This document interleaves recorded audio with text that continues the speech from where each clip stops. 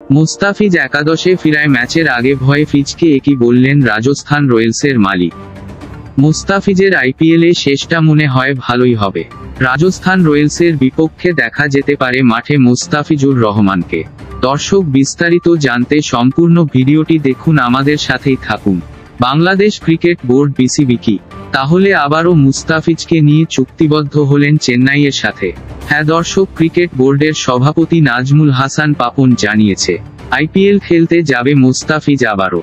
আর এই কথা শুনে রাজস্থান রয়্যালসের মালিক রীতিমতো ভয় পেয়ে গেছে। মুস্তাফিজকে দলে ফেরায় রাজস্থান রয়্যালসের মালিক বললেন, মুস্তাফিজ না থাকলে হয়তো আমরা সহজে জয় তুলে নিতে পারতাম, তবে এখন হয়তো এতটা সহজ হবে না জয় তুলে নেওয়া আমাদের পক্ষে। মুস্তাফিজ একাদশে ফিরলে চেন্নাই সুপার কিংস আরও শক্তিশালী হয়ে উঠবে।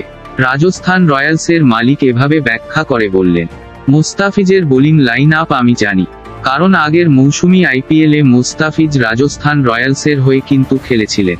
আর তাই তো মুস্তাফিজ যদি এবার চেন্নাই দলে আবারও ফিরে তাহলে রাজস্থান রয়্যালস যতই ভালো খেলুক না কেন, চেন্নাইয়ের বিপক্ষে জয় পাওয়া অনেকটা কষ্ট হয়ে যাবে রাজস্থান রয়্যালসের।